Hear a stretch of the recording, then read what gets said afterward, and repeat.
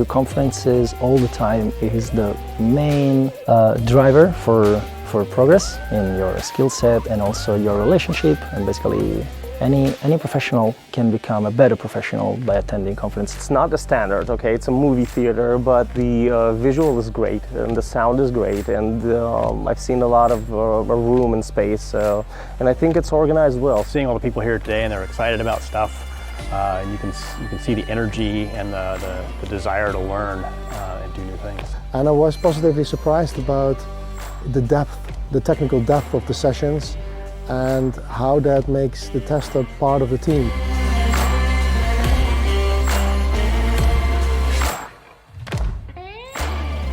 I think developers do benefit from coming to QA conferences, just the same as testers can benefit from going to dev conferences.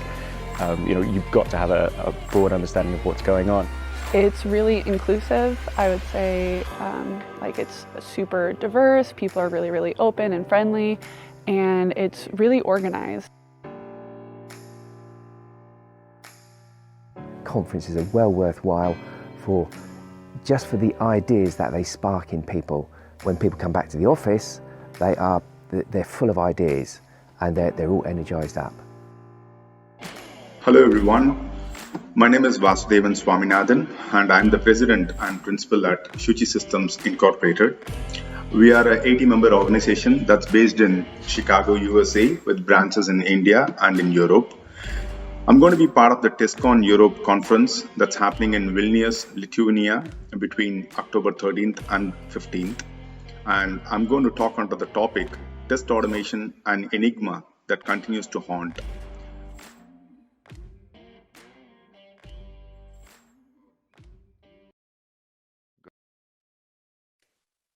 Hello everyone, good evening, good afternoon, good morning, whichever part of the globe you are.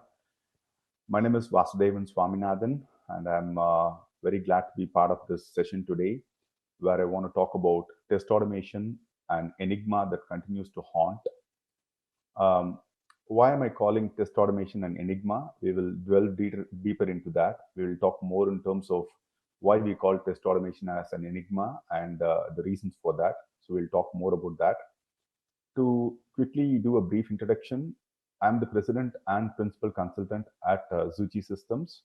We are an organization based in the US, Europe, and in India. And for the past 15 to 20 years, I've been spending my time on test automation testing for various organizations. I carry significant experience in this space. With that being said, let's move into the presentation without any further delay. I would like to start off with a topic that a lot of us would be interested in. What has changed in the test automation landscape during the past 20 years? If you look at it, test automation is in its 20s now. The reason I'm saying that is because I started off my career back in 99-2000 when test automation was not really very popular. In fact, 2001 is when Windrunner came in. And a lot of people started talking about test automation during that time. It's not that test automation did not exist before that, but the popularity happened more or less during the early 2000s. So that was the phase where test automation was in its tweens. And then around the 2010, 2007 to 2012 period is when it was in its teens, basically, where a lot more changes happened in the test automation space. More things like descriptive programming, handling of UI elements, and all that came into picture. And if you look at the last 5 to 6 years, test automation, has moved into its 20s, basically, where we are talking about more of dev test ops, continuous automation, continuous delivery, where test automation is pocketed as a separate entity in itself, and things like that. So the way release to market happens, products get delivered has changed quite a bit. And so test automation has also changed in due course. So I wanted to start off asking this question in terms of what has changed over the last 20 years when it comes to test automation, in terms of automation in its tweens, teens, and 20s. So when we look at it, it all started with a record and playback mechanism, right? If you remember the days of Windrunner, we all started talking about record and playback. And record and playback basically means mimicking the manual actions. Basically, whatever the manual tester is doing in terms of clicking the UI, clicking a button, selecting an option box, selecting a drop down list box and things like that, and doing a submit and all of that basically. So at that point of time, it was all record and playback. And if there is a change to the screen, you have to re-record the screen again and then perform the same actions, or in other words, mimic what the manual tester is doing. And those were times of action-based frameworks, and actions are more in terms of what happens in the click of a button, what happens in the selection of a button, or what happens when a option button is getting selected and things like that. And then from there to the teams, what has happened is, how do we handle UI elements, or how do we handle consecutive UI changes became a big topic actually, if you look at it. And that is when tools like quality QFT, QFT or qualified functional tester, or UFT, unified functional tester, and all that came in actually. So prior to that, if you look at it, it was QTP, right? Quick Test Professional, which brought in things like hybrid-based automation framework, keyword-driven scripting, and things like that. And at that point of time, descriptive programming became very famous, which is, what if there is a UI change? How do I handle it during runtime? So there were ways through which descriptive programming was done. And the automation framework itself started to evolve basically. So we spoke about bringing in design patterns in automation. We spoke about introducing hybrid automation frameworks that brought in a combination of both scripting or keyword-driven unscripting and things like that. And that is when tools like Quick Test Professional or Rational Robot or Silk Test, on all these names basically started introducing scripting languages within the automation framework. For example, Quick Test Professional, used VB Script. Rational supported Java, Silk Test supported Java, and things like that basically. So the concept of scripting started around the teams of test automation, where in order to handle user interface elements, in order to handle user interface objects, people started relying on scripting. So automation framework itself started to evolve basically. And then when it got into the 20s, which is the current scenario or current landscape, if you look at it, there are domain-based or domain-specific language-based frameworks. For example, people are talking about JBehave, SpecFlow, or Behat for PHP, or Ruby-based behavior-driven scripting and things like that. So today, what has happened is automation has become a little more behavior-centric as an extension to test-driven development, behavior-driven development. So there is a lot of emphasis today in terms of automating the user behavior, in terms of looking at how to automate using a domain-based language. For example, writing feature files, writing files that would basically capture the user behavior and then trying to directly automate them. So there are frameworks available for this, as I said earlier, like JBehave or Behat or SpecFlow and things like that, which are available, Cucumber and things like that, which are available to us. And then all of this has become part of continuous automation. So in terms of continuous delivery, where there is a urge to deploy things in the push of a button, there is a lot of emphasis on automation also, in terms of how do we set up automation in the context of continuous delivery. How do we make sure that every time when a build gets deployed into a mainline server, how do we kick off automation scripts? How do we run them and things like that? So today, we live in a world of continuous integration, continuous delivery, which means that we want to catch defects early in the cycle, and we want to make sure that we get early feedback and often from the market, basically, in terms of how the product features are and things like that, so that any changes can be quickly adapted, deployed, and things like that.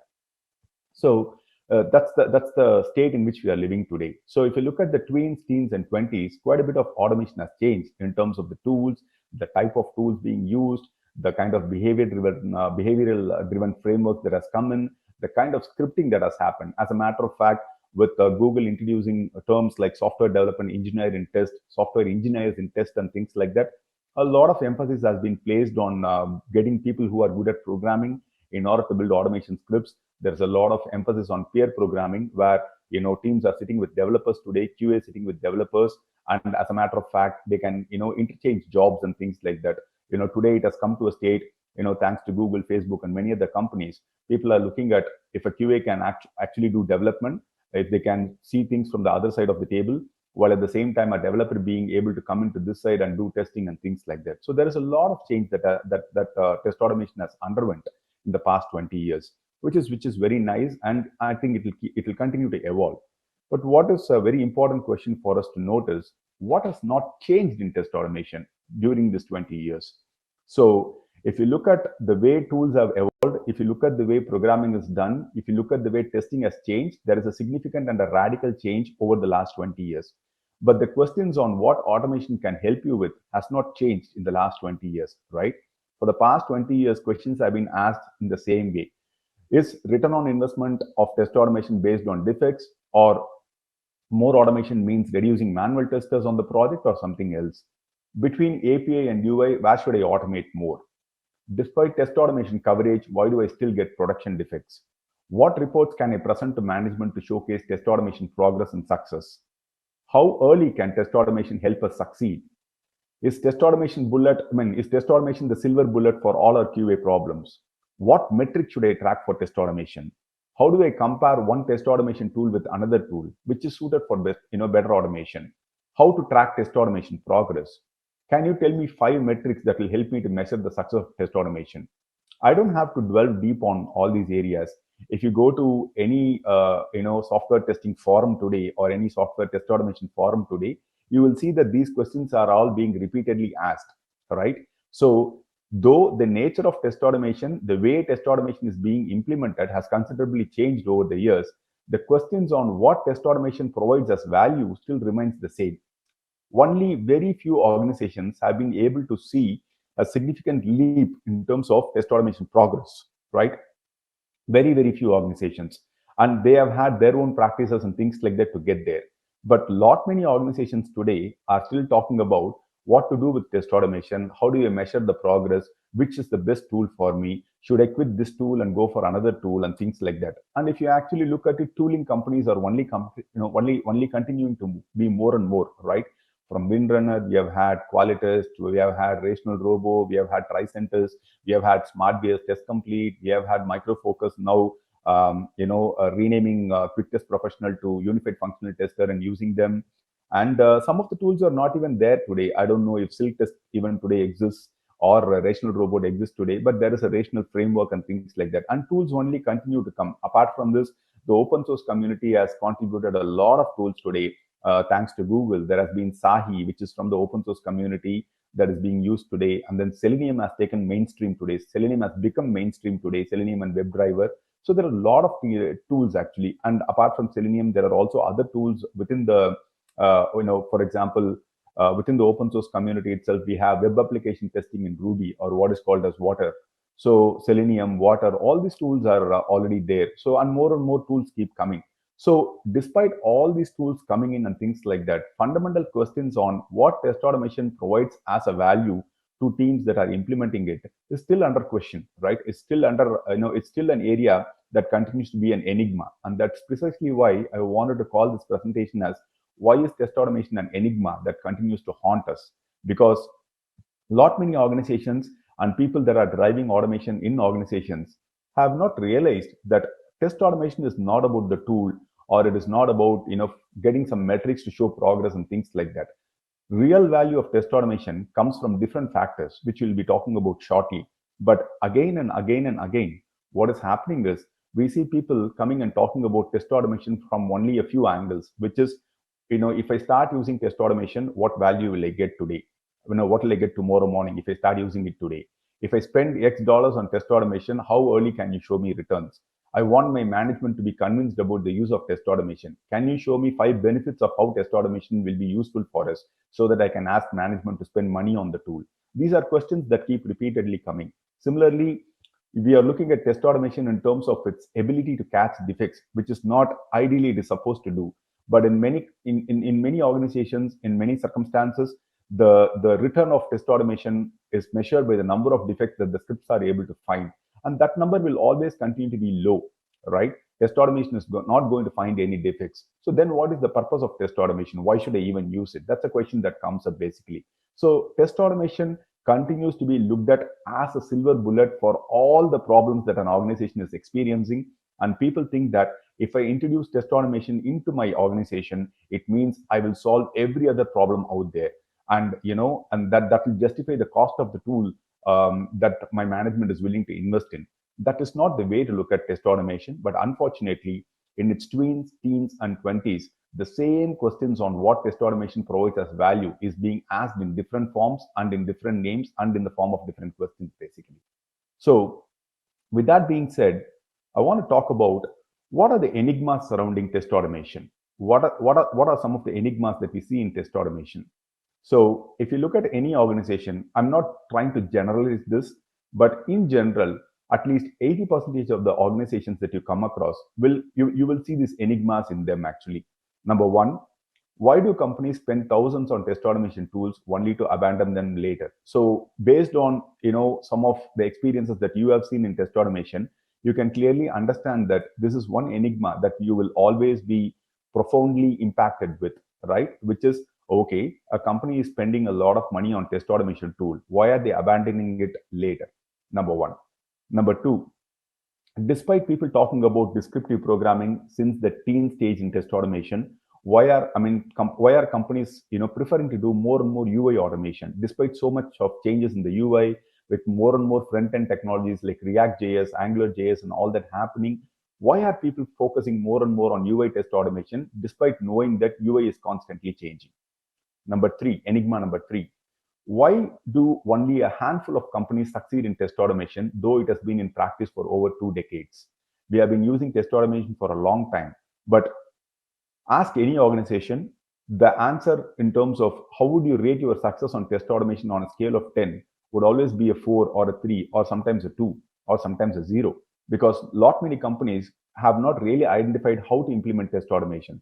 So despite being in the technology space for 20 years, why is test automation why does test automation continue to haunt a lot of organizations in terms of its success? Number three. Number four, why is there more emphasis on people over progress? The point that I'm trying to raise as part of enigma number 4 is, when a key person in the team leaves the organization, usually test automation slows down. It is like a baseball game, or it is like any other game. When a player goes out, then there is naturally a slowdown in the run rate or in the scoring rate, right? And that is what happens with test automation, which should not be the case, because if everybody is skilled, if the entire organization has invested in test automation holistically, including people, process, best practices, and everything, then there should have been some level of institutionalization that should have happened within the organization that should not in any form impediment the progress on test automation. But unfortunately, we always see there are key people who have propagated test automation significantly within the organization. And when those kind of people take a backseat, let's say they leave the organization, or for some reason they move into a different part of the organization and things like that, the overall progress of test automation gets stalled, right? I mean, it kind of gets slow. Why is that? And similarly, why is test automation progress itself a challenge? Why are we not doing more and more test automation? Because every time when you talk about test automation as what is the test automation, what is the maximum level of test automation that we can achieve, the usual answer is, oh, we can get to a 60%, but the rest of it might be quite challenging. Why is that answer coming in every time? Why is that test automation progress itself is becoming a challenge? Enigma number 6. Why is 80% of the bugs are still found manually despite several years of investment in automation? Because this is a very important question to ask, because a lot of organizations are investing in test automation considering that they will find defects through test automation, which is not true actually. But despite so many bugs being found manually and things like that, why are people again and again automating more and more scripts? Is there a strategic change that people need to take in terms of automation? Let's look at that. And finally, another enigma number 7. If automated tests are faster, then why do automated projects fall behind schedule when there is a change in business tasks that are being automated? Another important question, right? If automation tests are running faster, and if your whole purpose is to run more and more scripts when compared to what manual testers can accomplish in a day, why is automation test coverage itself becoming a problem? You go to any organization that has automated more than 5,000, 10,000 tests, and they will tell you, well, 10,000 tests will take 1 week to run. I don't have the time for this. And before these 10,000 tests were automated, you ask them, they will say, oh, manual testers are taking a lot of time. I don't think they would be able to do a complete justice to coverage when it comes to the release. So when we look at automation as an option or an alternate option to manual testing in terms of automating more and more tests that can be run faster, then why are still automated projects falling behind schedule when it comes to release? Another enigma. So these are some of the things that we wanted to talk about as part of today's discussion. And we need to see how these can be addressed and how test automation can be made better. There are 4 things that I found in my experience as differentiating factors in order to make a successful test automation project. Four clear actions or 4 action points or action items that organizations should look at when it comes to betterment of test automation. Number 1, what I have seen in successful organizations is they have a champion internally or from a consulting firm who understands the goals and has a plan to achieve them. I'm not talking about consulting in its generic sense again, in terms of bringing in people and asking them, how can I solve this problem? And they might give you a 20-page report saying that read the report and you will know where your problem is. I'm not talking about someone like that, or bringing in a consulting organization like that. What I'm saying is the consulting firm needs to have significant experience in solving automation problems, and those are the ones who will actually understand your landscape better, and they can drive test automation for you. And that's a very, very important part of test automation success. Someone needs to be driving it from the top, and a champion internally with no distraction in anything else, but to make sure that test automation is their primary goal, and taking that to success is their objective basically. So identifying a champion internally, or bringing in, just in case if that champion doesn't exist internally, bring in a consulting firm who understand the goals of what you want to achieve and are able to present you with a plan in terms of how they will do milestone planning, how they will do deliverable planning and everything in order to make sure that you are successful is a very, very important aspect, or a very important first step towards test automation. Number 2, as an action item, in order to overcome the enigmas that we spoke about in the previous slide, is it is not just someone who has done test automation, but someone who has a broader idea of software development in general is important to drive test automation initiatives. The reason I'm bringing up this point is you cannot rely on people to make decisions for you. For example, when you bring in a test automation champion, he should not be relying on engineering manager at a different unit, or a CTO within the organization in order to make decisions. This person should be able to make decisions on his own, and in order to make that kind of decision, he should be able to look at problems holistically. So he should be as much capable as the engineering manager himself. And when I talk about engineering, I'm talking about someone who has got experience in development, a little bit of QA, a little bit of product management, and more importantly, probably customer experience also. Being part of teams in customer support and things like that. Because that kind of a versatile experience is what a test automation champion needs to have. The reason is because they look at a problem from different sides basically. Someone like that will be able to look at what my customer is going through in terms of what kind of issues are plaguing my customers today, and where should I put my emphasis on, where should I bet when it comes to test automation in terms of user behavior. Number 2, what challenges it means to the engineering team. And when I talk about engineering team now, I'm talking about the developers. What does it mean in terms of challenges to the developers when I make these changes from a test automation standpoint? How do I make sure I work with them very closely in overcoming some of these challenges?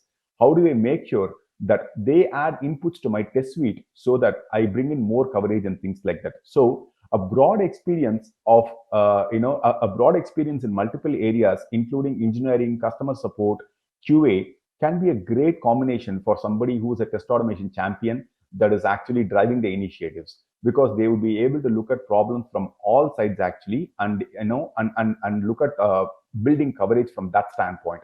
And that gives a lot more weightage to test automation when compared to someone who just comes in from a QA standpoint. Number 3, engineering savvy champion. These champions should have clear vision. I mean, as I said earlier, they should come in from a different standpoint. They should have a clear vision on what to achieve from test automation, and they should be able to look at the roadmap and plan accordingly. For example, the application is not going to stay the same for 10 years, but the application will stay at least the same for the next 2 to 3 years. And then probably in the 4th year, there could be other changes that can come in, especially in today's digital transformation world. It is highly possible that you will be changing technology for the front end. You could be bringing in a file-based database for the back end and things like that. But automation will have to still continue and make progress amidst all these changes that are being planned. So when you bring in an engineering savvy champion, he plans for the near term and the long term basically. So the emphasis clearly needs to be in terms of, in the near term, what is my investment going to be in order to achieve a certain level of success? And in the long term, how much of change is going to happen that would impact my near term goals basically? So in order to make those kind of decisions, we need people who have a clear vision. They are able to think of what success they want to get in the near term versus the long term and things like that. Because you don't want to automate 5,000 scripts and throw them away saying that they are not of any use to me 3 years down the line and start from scratch. And that is what most organizations do today. So we don't need that kind of a planning. We need to say, I'm going to build at least 1,000 to 2,000 scripts basically. But I'm aware that 30% of this can actually go waste. In which case, where am I going to put the 30% of scripts? Should I keep it in the UI? Because it is the UI that is going to go through a lot of change. So I'm fine if the UI, if part of it keeps changing and if I have to throw away the scripts. But let me make sure that the root beneath or the pyramid beneath the UI, which is system level test, unit level test, component level test, API level test, are being built so strongly so that these are not going to fundamentally change. So that level of engineering savviness or engineering, knowledge and experience would be very, very important in order to make decisions for test automation. And finally, a good balance between manual and automated testing can actually help gain better returns. This is a very, very important point actually. A lot of people think, getting to test automation means that you can actually throw away manual tests. No, that's not the whole point at all. The way we need to look at it is, we need to bring in the right kind of balance between manual and automated testing. And that means you should focus on your automated testing for, deeper or inner components like API, system level testing, component level testing and all of that, while you can keep manual at the UI actually, so that you can limit your tests to manual testing for the UI part of it. That way, your testers will be able to think and find more defects as much as a user is finding in the process of keeping your manual to UI, while automated tests can actually tell you what is breaking at an API level, what is breaking at a component level, what are the challenges we see in terms of lack of coverage beyond what, unit testing scripts that the developer has written and things like that. So that's a great strategy in terms of building your test automation, which is a very, very important point in terms of getting to a good test automation engagement or test automation implementation. So these are 4 action items that can actually solve some of the problems that we have seen in the previous Enigmas. So by having a good champion, an engineering savvy champion, someone who is able to look at things from an overall point of view, you will be able to address some of these enigmas that we spoke about. That includes, where should I spend my money? And if this money going to stay back, should I consider moving to a new tool down the lane? And what does it mean? Which part should I focus more on? Should I look at more in terms of, API-based testing where I don't have to look at tool changes? Because UI tests are the one where tools constantly come in. So how do I restrict my spending when it comes to UI tool purchase?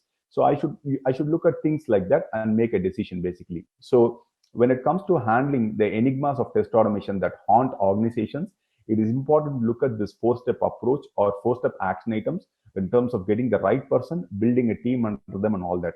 And more importantly, in order to monitor progress, it is important that this person, when you bring a person of this stature, when you bring somebody like this, oftentimes we have seen that these people build a culture of test automation within the organization, which means that when they leave the organization, there is no impact to the test automation progress or to the test automation project itself. And you don't have to throw away everything, because there is a culture of test automation that has been formed, and there is significant knowledge that has been spread within the organization that will help for somebody else to pick the thread from where this person has left and keep driving the test automation initiative. So,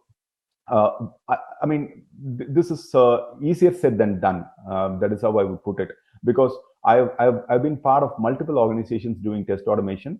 A lot of people talk a lot about all this, but eventually they are not able to get the right people, and somewhere the vision kind of fizzles out, and they find it very difficult to retain this vision over the long term. So in some organizations, the vision may not be very clear earlier, but the champion who comes in slowly starts building the vision and eventually gets and meets the objectives. So there are large organizations, enterprise level organizations where I have seen test automation being very, very successful, while small organizations where we thought test automation can be successful have failed. And some of the best practices that I've spoken about in the previous slides is an example to the fact that good organizations that succeed in test automation do these 4 action items. And this is not like one size fits all kind of an approach. You can make changes, you can bring in things, you can figure out what works for you, what doesn't, and things like that, and make changes accordingly. But in general, this is a rule of thumb that I've seen successful organizations following, especially those who have seen success with test automation. So these are some of the actions that can help us in overcoming the enigmas that haunt test automation initiatives in organizations. Finally, I wanted to spend a couple of minutes on this, which is there is a lot of talk today in terms of getting to DevOps, bringing in artificial intelligence for test automation, identifying user element changes using artificial intelligence, machine learning, deep learning, and things like that. Actually, no doubt, great initiatives. Sounds like test automation is in for betterment all times with emerging technologies like artificial intelligence and everything. But what we need to understand is, without a solid layer of bricks, a house can never be built. We all believe in that, right? If we need a good foundation, without a good foundation, any building cannot be built, which means that the foundation layer needs to be pretty strong. And what is the foundation layer today? Without a good framework, a framework that is robust and scalable, without a good combination of a tool that supports all your overall goals when it comes to test automation, without a good framework structure that includes the right kind of scripting language, the right kind of file structure, the right kind of design patterns and everything, without having a good reporting structure within your framework that gives management or the engineering organization a clear idea in terms of how good is my test automation, without having a clear approach in terms of what to automate in terms of user behavior, without all of this, it doesn't help to get into artificial intelligence, machine learning, and things like that, because those terminologies can be extremely powerful when you hear them. Those terminologies can be very exciting for you when you hear them. But what is very interesting is, if you have to get there, you need a lot of data beneath that. In order to use artificial intelligence at the top of your execution criteria or as part of your execution strategy, it is important that it uses a lot of data that you have collected over the years, because artificial intelligence is all about data at the end of the day. And without data, artificial intelligence is not going to help you in any form, because it is fundamentally going to operate on the data. And which means that whichever part of test automation you implement artificial intelligence or any emerging technology like artificial intelligence, it is going to look for data. Which means if you are looking at, let's say, building an ideal set of test cases for execution during production release using artificial intelligence, it means you should have enough data of test cases in order to make a decision like that. It's if, let's say, you want to automate, you want to identify the right kind of test data for your test automation using artificial intelligence, it means that you should have amassed a lot of test data in the past in order to identify patterns and know what to use when it comes to usage of test data for production releases. So without these fundamentals in place, without these fundamental building blocks in place, you cannot get to emerging technologies like artificial intelligence or DevOps and things like that. Without even knowing what you need from an infrastructure standpoint, how will you use DevOps to spin machines? Without even knowing what is the size of your data, without even knowing what size you will need in terms of your reporting, what size you will need in terms of storing files and all that, what is the point in getting to dev desktops because it sounds exciting, right? So getting to emerging technologies for the sake of excitement is not going to help in any form unless and until your automation's building blocks are pretty strong. And that means, as I said earlier, you should have done test automation over a period of time. You should have seen some level of good success with that automation. And there are various ways to measure how good your test automation has been. It could come from your customer saying that, I hardly find any defects in the product that you've released, or, you'll find some critical defects and things like that, with a good mix of test automation and manual testing and all of that actually. So once you have a, reasonable understanding of reasonable understanding and awareness that your fundamental blocks are working pretty well from a test automation standpoint, then it makes sense to go for emerging technologies and see how you can benefit by using them actually. So with that being said, I've almost come to the end of my presentation. So I will shortly take some questions on the Slido app from users, but I wanted to wind up today's session by talking about these enigmas. And I hope most of you found this as very informative. And I look forward to any other questions or anything, if in case we are not able to discuss them today. But I'll shortly get on the Slido app and also look at joining the Zoom link to answer any questions. Thank you so much.